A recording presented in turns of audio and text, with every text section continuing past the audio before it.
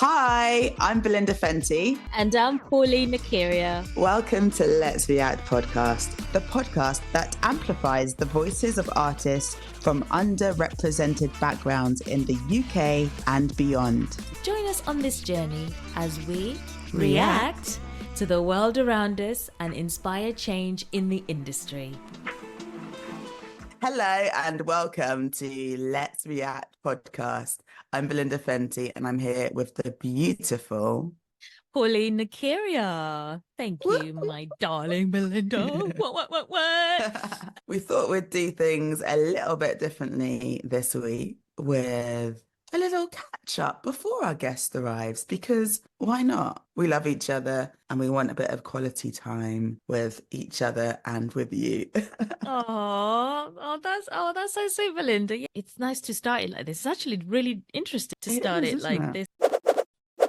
How are you? How is your artist? Thank you. I love that question. My artist is resilient. Okay. I'm making it positive, to be honest. So I've had loads of auditions for various things. I mean, a lot of them are commercials, but not only. And also lots of recalls in town. That's great. You get the recall fee at least. And lots of pencils. So last month, I think I had maybe about 5 pencils, right? Fantastic. But the thing is, this is great. And I do try and celebrate them. But I found that by the time the final pencil was released and I was there with no booking, I was feeling quite flat because it's like you put all this work in. Yeah. And it's just, it can be quite exhausting, I find. Because your hopes get up, right? You're like, okay, surely one of the pencils will turn into a job. And particularly with London living too, some of the commercials have very sweet buyouts. And so you're like, oh, this could really give me some breathing space. And yeah, and then they hold these pencils to the last minute and you're like, the last minute. And then it's like, none of them. You're like, oh. Yeah, so I don't know. I mean, I'm in the acting game for the long haul only because it's part of me. Yeah, I just don't see a world in which I'm not an actor, but it is exhausting. It's not defeating. It can't be defeating because I know I'm in it for the long haul. But do you know what I mean? It's definitely. It is hard. It is hard. For the first couple of months of January, for me, I was working not full-time, but part-time at a youth theatre in South London, and it was going great. And my agent, because I added it to my tagmin, which my agent uses to manage basically scheduling and stuff for her actors. I remember when I added the days I'll be working, and she was like, so what does this mean? Are you not available? And I was like, no.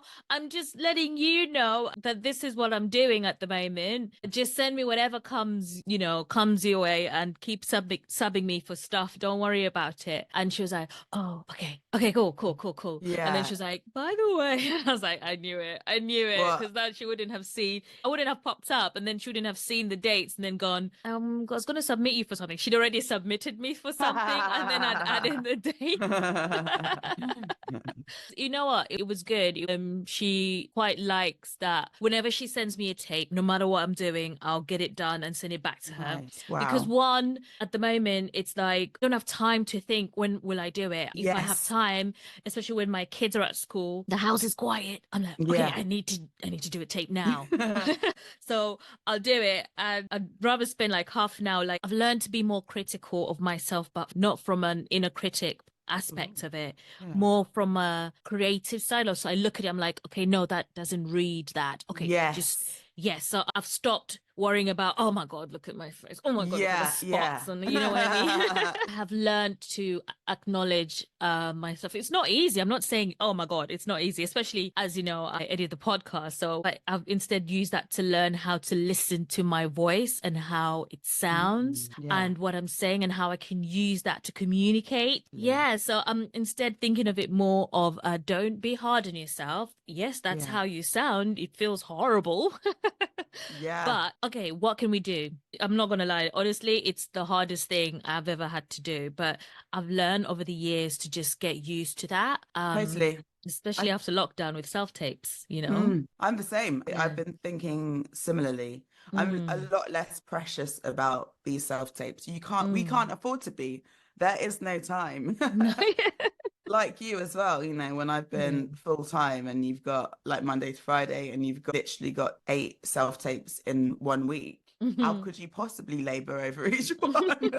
So yeah, I'm kind of like smash it out, smash it out, Yeah. smash it out. Yeah, which is good. It's also healthy in a sense that you know you're working because everything you're doing is work. So every minute you take that, you're looking over the character, reading the script. Okay, you're planning it, setting up your setup for the self tape or whatever. And then like me, I do it, and then I realize I read the instructions, and then I went into my head. I'm like, oh, I've got this. And then I look back at the instructions after I've put away my stuff because I'm like, smash it. And then I'm like, oh. Yeah, same sometimes. Yeah. Yeah.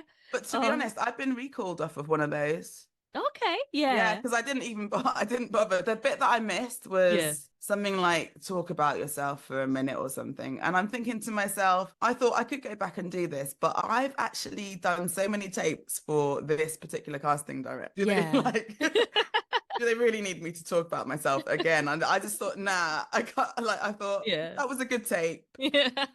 If they see the work and they like it, they're gonna call me in. And I think I did get a recall for that. So. And do you have actually, now you're talking about casting directors, do you have certain casting directors that call you all the time? Yes. Particularly this year, for some reason, the same ones. Yeah, I'm seeing them a lot. I'm seeing them a lot. Yeah, it's interesting, isn't it? How about you? Yeah, there's this one particular casting director. There's 3 of them, but there's this one casting director who keep calling me for stuff and messaging me for stuff, and it's really nice. Every time I get a tape, I will know. What I wanted to ask you is so what did you learn in those rooms about why these stories aren't being told? Well, what I learned is that, and I'm still learning. Yeah, of course, yeah. They're still ticking boxes, especially when I worked in a TV show. And again, I do that thing. I walk into a room, I look around the room, and then you're like, oh, okay, cool. So it's just 3 of us. And then they wonder why you're all just sat. You don't know each other. You've never met each other. And someone coming up, oh, how do you guys know each other? Oh, we just met. It's nonsense. It's true. But all the execs, all the top people, the top tier, were all white. And that's the problem. Then it can become tick box, right? Because if your heart's not actually in it, what is your goal? I'm not saying that some of them might not have, because some of them might actually have a heart that actually wants to change and wants to tell stories that are everyone's stories, Yeah. But if it becomes tick box, then there's not going to be a genuine change. And we do need a mixture of people at the top who can do that. Yeah. When I did work at Shine TV, who do like MasterChef, The Island, Belinda was in, they started to have a group that used to meet of all people who are basically ethnics.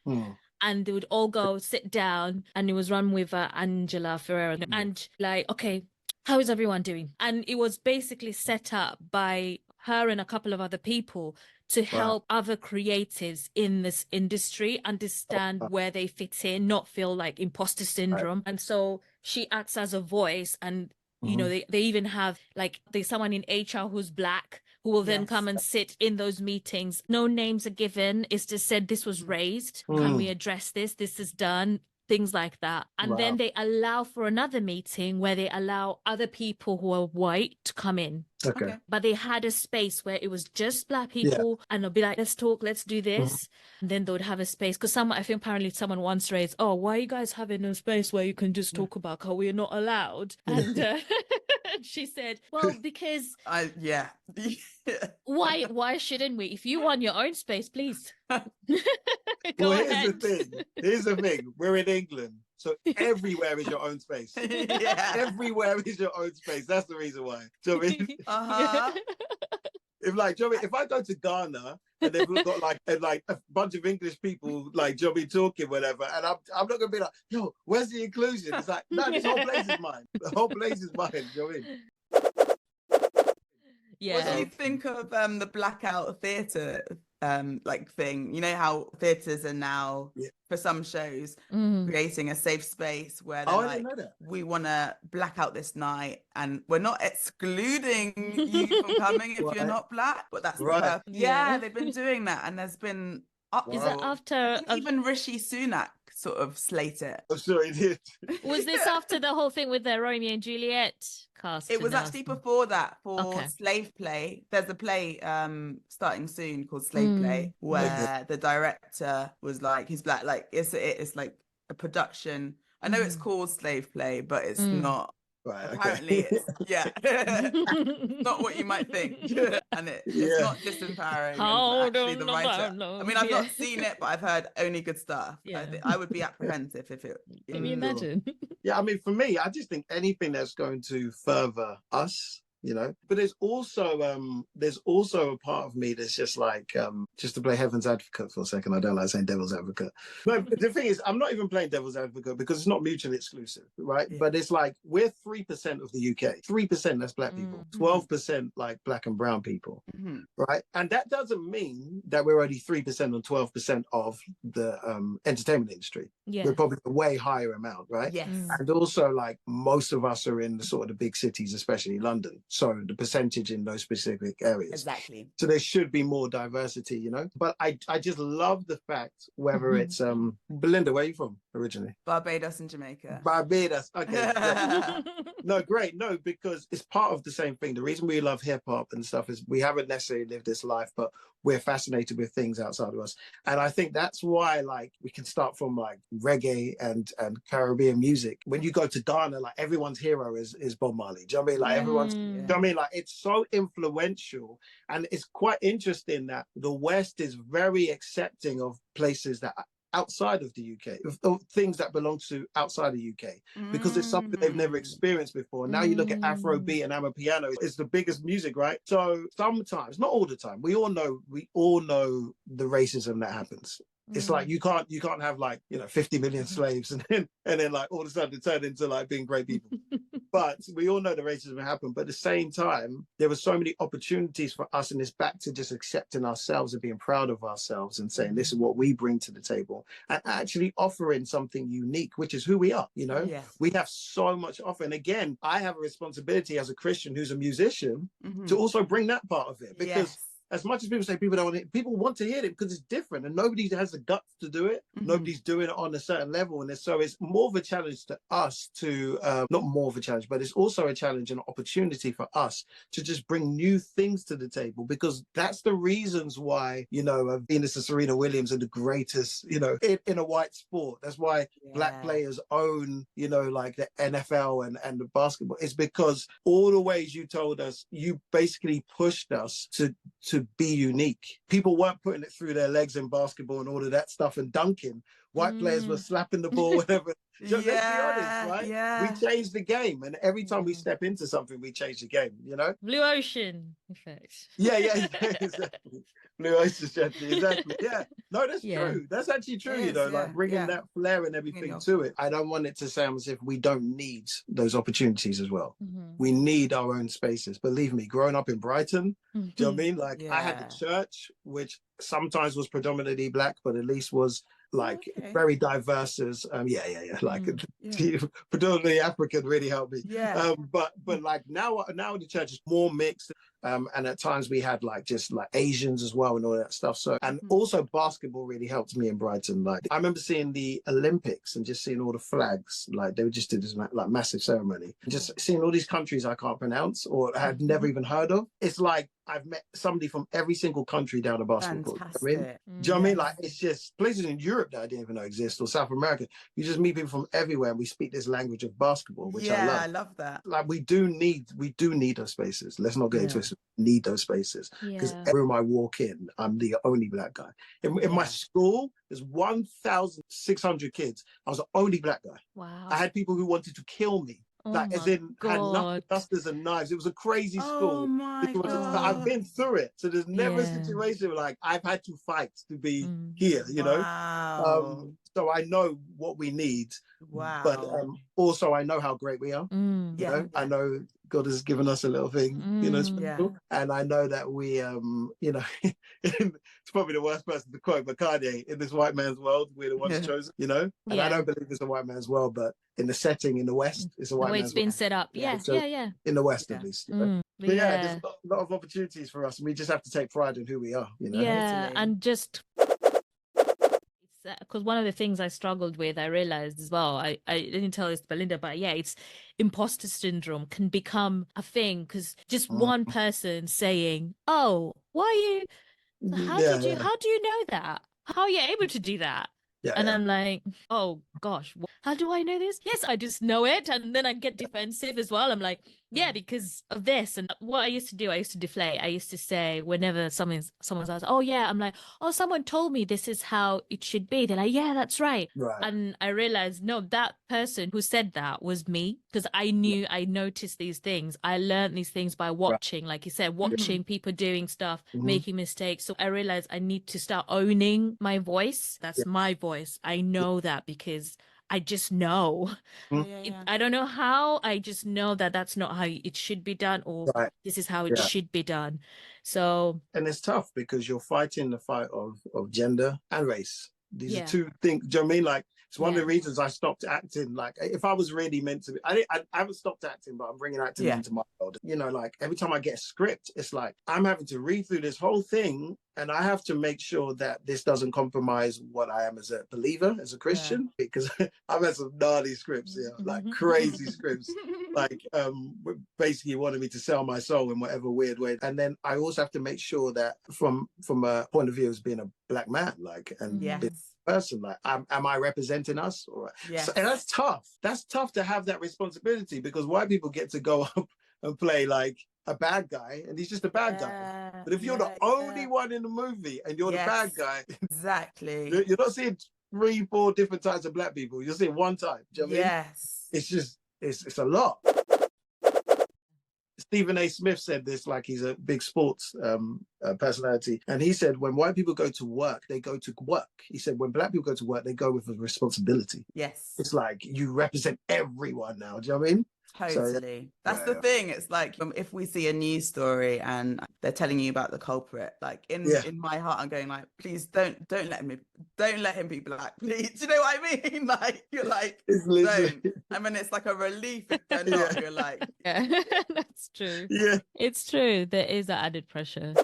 But do you want to know something? Like, like my sister said to me, and it's very true. She showed me some stats, but basically, I can't remember the exact stats. This is kind of shifting, but it's going to something you said for Pauline. So it's about giving like Black people opportunities and stuff. What people are very much aware of, like marketing companies and stuff, is that, do you know that today, if you put a Black person at the front cover of any magazine, the sales go up anything between 30 and 80%. Oh, wow. Yeah, and think of it, because I was like, because I saw the stats, so I was just like, okay, I can't argue with it. But it's like, if I'm walking in Tesco's, it doesn't matter if I'm white, Black, Asian, or whatever. If I'm walking into Tesco's, this is the only place I see magazines, and I see, like, if I see Leonardo DiCaprio or whatever, great actor. He doesn't move me. I respect him as an actor, but that's about it. But if I saw like, even what's his name? I can't remember. There's a guy who plays Creed. I was going to say Michael B. Jordan. Michael B. Jordan. Yeah, what you're going to say. But maybe for different reasons. You know what I mean? But you stop and stare, and that's for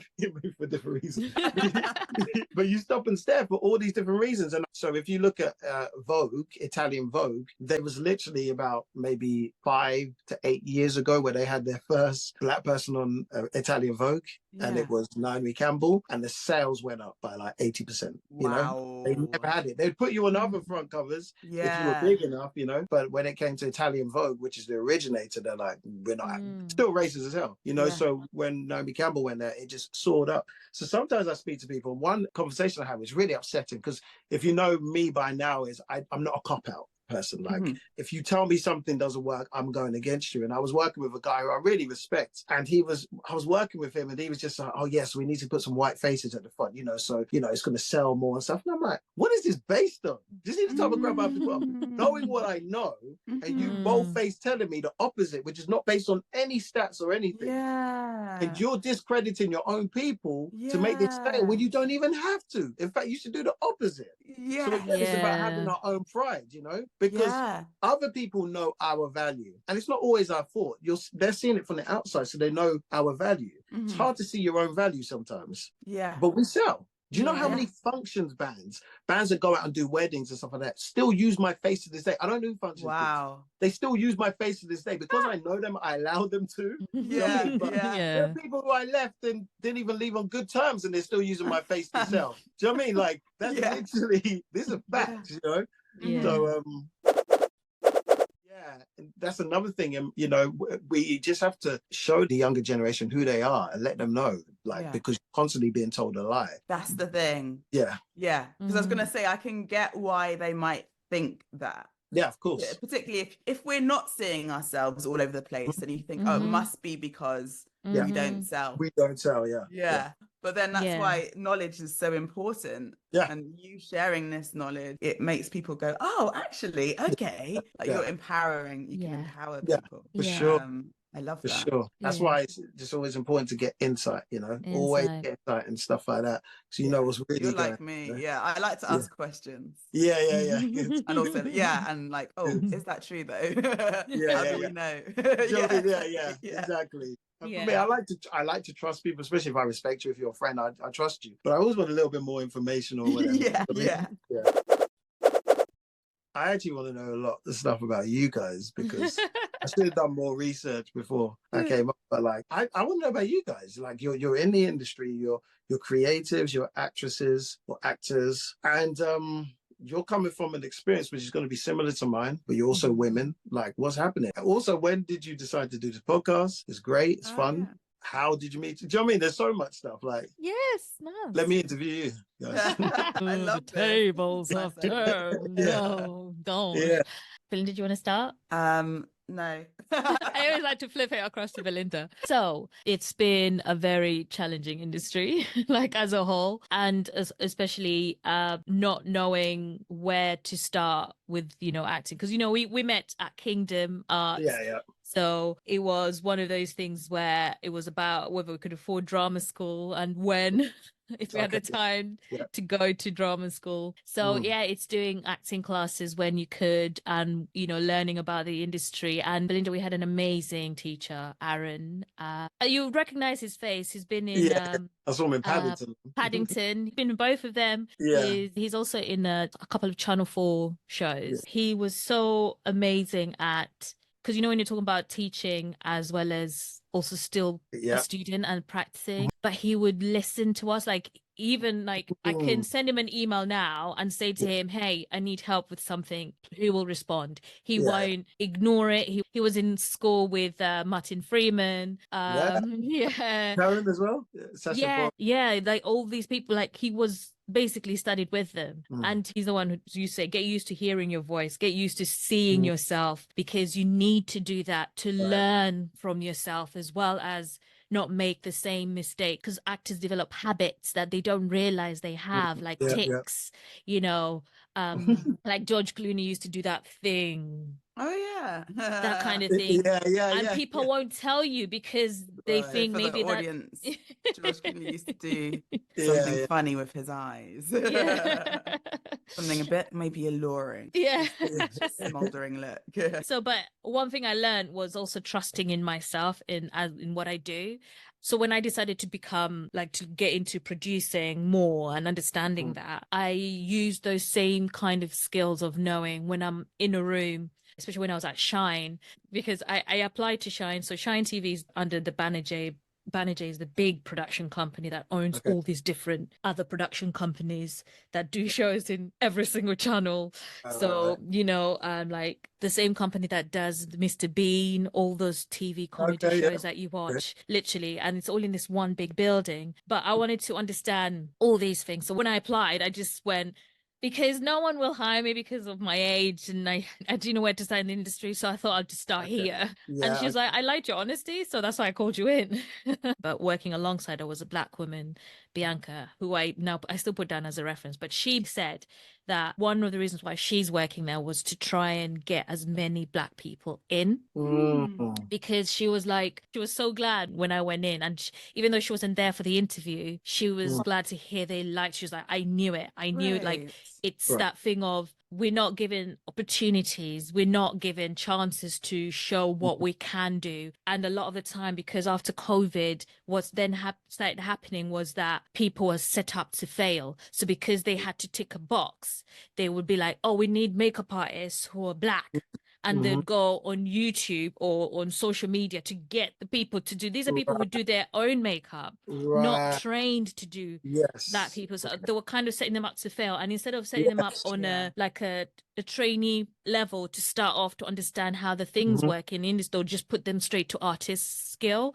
And so when things are going on, they're like, oh, you have 5 minutes to get this person ready. And they're like, oh, they were set up to fail. It was disheartening because it's putting people off. You're like, are you being allies? Or are you just saying, I need to take a box. Let me just put this person in because they've got the skills. But what skills exactly? So I learned through that, like seeing, watching and talking with her that, no, actually trust in yourself. No, you can do this. So as an actor now, when I do a tape, I don't question my talent. I know what I can do. I just do it. And I was actually talking to Belinda earlier and I was saying, I get a tape. I don't have time to, look at, my voice.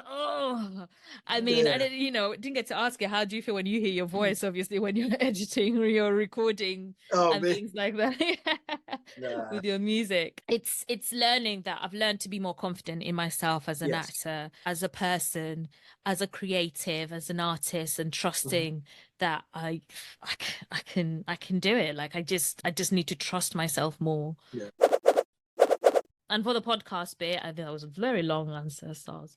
But for the podcast bit, I think the first time I talked about it with Belinda was during lockdown. But it was more like if we could just do read texts from Black writers, different texts, and it doesn't have to be plays, but different, readings, and we just put them out on the podcast. Then it was thinking about copyrights and things like that.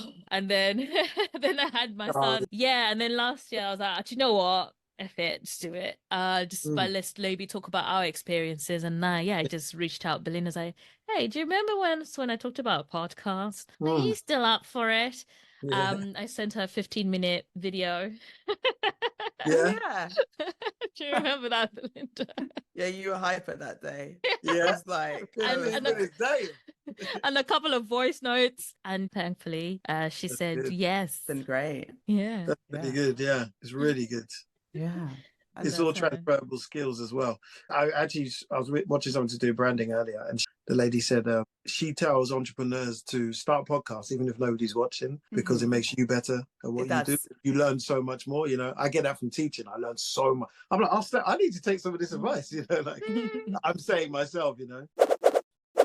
What about you, Belinda? So for me, look, I embrace and celebrate and wouldn't want it any other way. Like I love my Blackness. I love being a woman. However, I don't really walk around seeing myself as such. I see myself as kind of more. I see myself as something that is sort of energy, and I see my heart and I see my passions and I see what I love to do. And as I said, I love to connect with people, and I've always been different from childhood. I'm used to being unique and different from those around me. So within my council estate, I was different in that I went to a grammar school.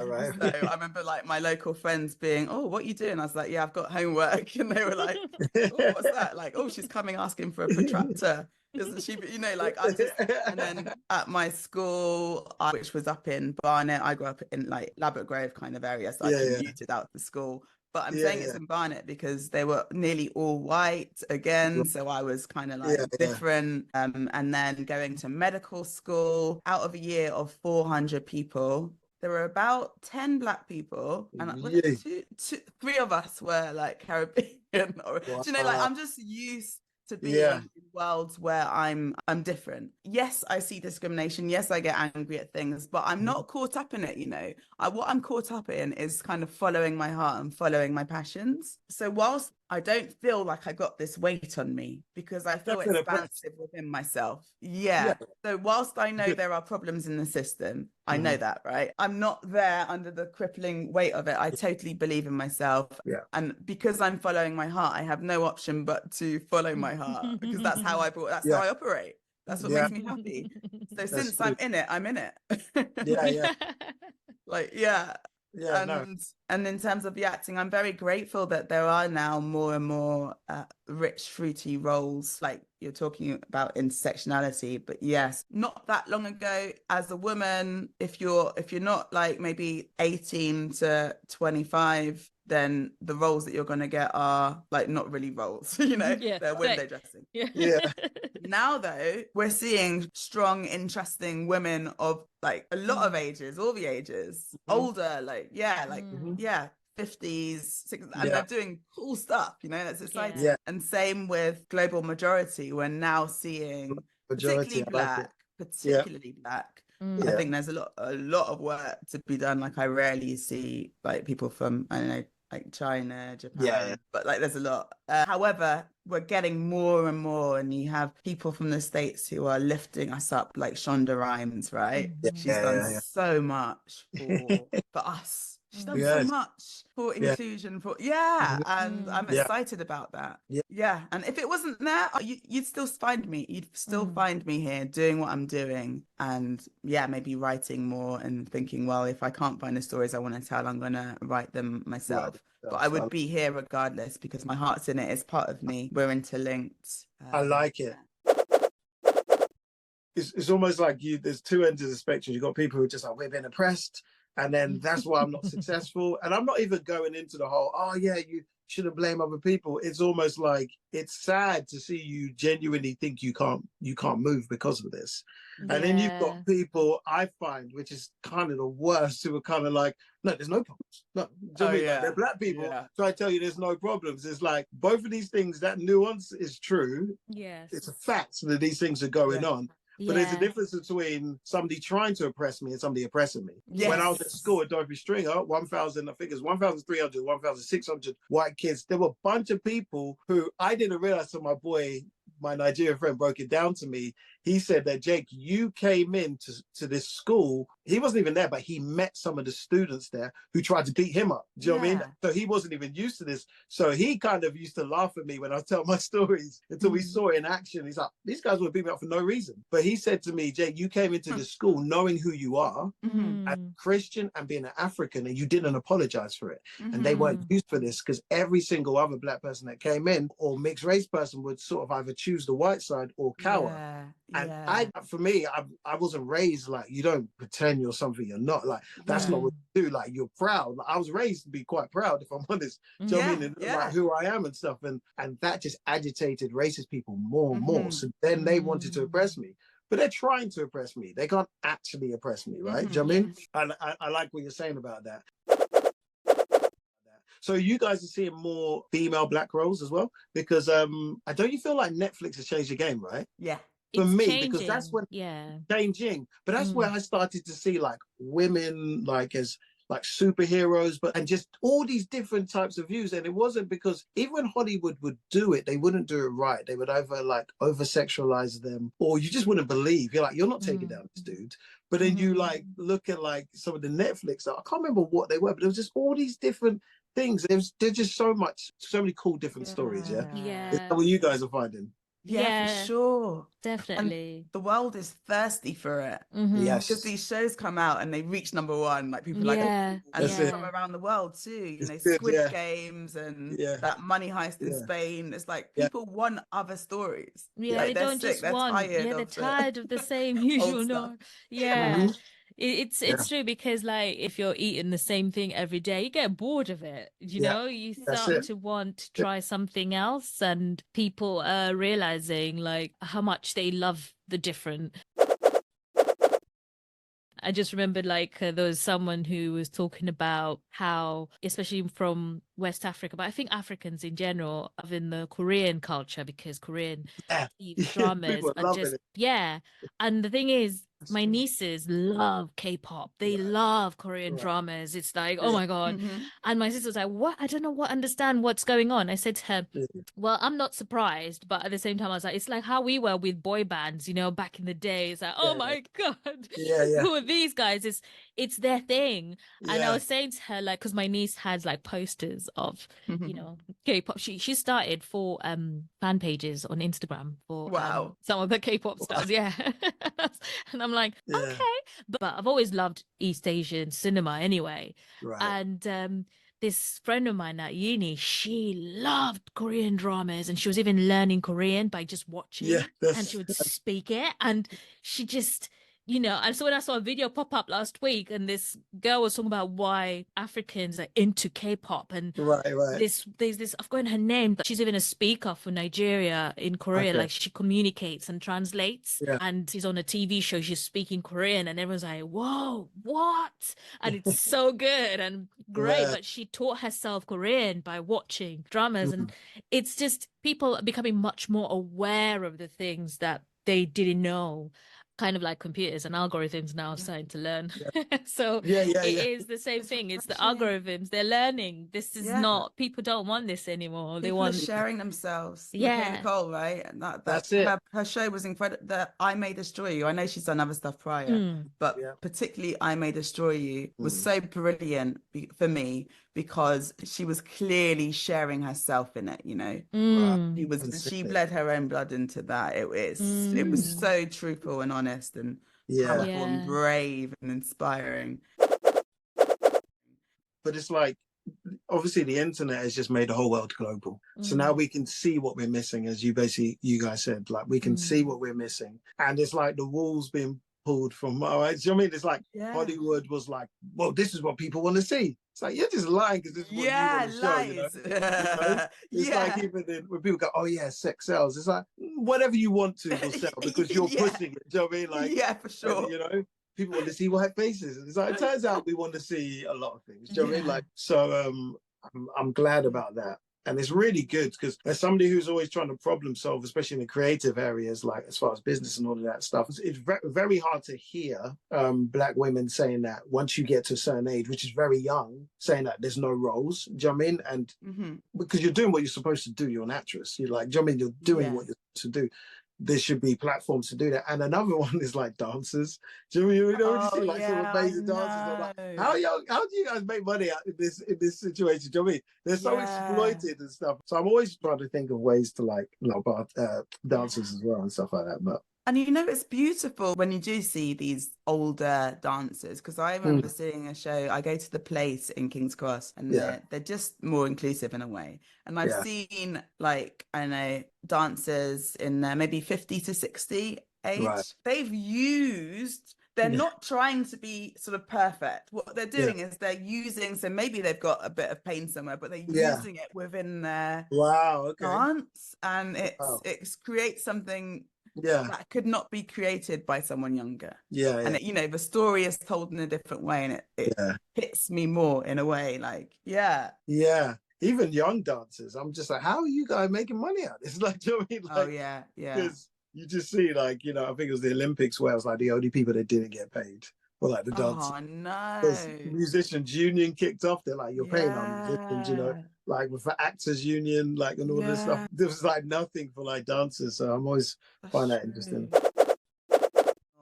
Can you tell us some of the things that are on your bucket list? On my bucket list? Because I know that there's stuff that we've not spoken about that are things that one day you will dabble in. Yeah, I just know it. I can tell. Oh no, I've got a bunch of stuff. Like, so I mean, my first thing that I'm doing now is I'm creating this I don't want to say syllabus, but like I'm creating the syllabus sounds really boring. I'm creating an event for like as I said, creatives who are trying to understand the music industry and understanding being a freelancer and stuff, and help them build a brand and solving that problem. That's called Geeks. And then I've got plans, like I've got plans for something I call theatrical musical concert, which I can't say anything about because I don't want, anyone to. Yeah. But like that's where the acting comes back in as well, and the storytelling, and I did bits of like stand-up comedy. There was a season where I did like stand-up. This is the one area in the arts where it's like you can't hide. Like if I'm singing and I close my eyes, everyone's like, oh, he's really into the song. If I'm acting and I look into the other person's eyes, like I'm in the scene. But stand-up comedy's in front of an audience. They say whether it's funny or not. There's nowhere to run. So I did that for a bit. I loved the craft of it. I fell in love with putting stuff together. So I think that all plays into the public speaking and the performance and stuff like that. And if I'm more honest, there's also the basketball area which I feel like, because I coach my nephew, really, really close to my nephew. He's 6 years old, just turned 6. Aww. And I coach him as part of like a big squad. I won't go into a long story about it, but they want me to take more of a role there, like, and get like proper coaching certificates. But there's also events I want to do for there. I think there's a lot of events I want to do. Nice. A lot of events and a lot of merging, you know? Yeah. So, yeah. That's beautiful, because a bunch of things, kind of because you care and because you like to share. Yeah. That fits perfectly. Yeah, you're right. Yeah. That's good. Nice. You guys, I would like to hope you understand yourself better as an artist. Like, you know what you want. Like, you know, talking about the music and how you want to connect all these things that, you know, doing the business side, but you now know what you want and where you're going. So, which is a good thing. Yes. And I think a massive part of that, this will be the last thing I say, I think a massive part of that, and I think you guys will agree, is accepting yourself. Because a lot of the stuff you know, but you just don't accept because you feel like you want something else, or you feel, do you know what I mean? Or you're not happy with, I don't know, like, but for me, it's a lot of it has been a sort of like, okay, this is who I am. It's okay. This is what I want to do. It's okay. Final question, Jake. I know you said that was the last thing you're going to say, but we always ask our guests this one question. No, you're good. If you could recommend something to our listeners, anything at all, and I'm talking about maybe like a play, a song, a book, a TV show. What is your recommendation for our listeners? I mean, that's an easy one. I'll try and think of two, because the easy one would be the Bible. Oh, I love that. Yeah, no one said that yet. So yeah, because you know, like somebody said, Cindy Trim said, school teaches people how to learn. The Bible teaches you how to think, you know? And with all of this stuff that, you know, motivational speakers are like, so much a man thinketh, so is he, you know, and like, you know, you can do anything you put your mind. All of this stuff is from the Bible, right? And you just got this like universal principles and truth in there. If you're going to do that and you're looking for wisdom, go to Proverbs. There's a book called Proverbs. There's a proverb for every day. I think there's 30 or 31 proverbs, and you can literally just get incredible wisdoms for each one. So that's what I'd say. It's really good talking to you guys. Yeah, no, absolute pleasure. That was our lovely Jake John, who was on the show with us. He flipped the tables. Lovely. Yeah, he flipped the tables and interviewed us. So we'll do that as a separate episode for you for next time. But yeah, no, thank you so much for listening. And thanks for listening. Yeah, we'll see you soon.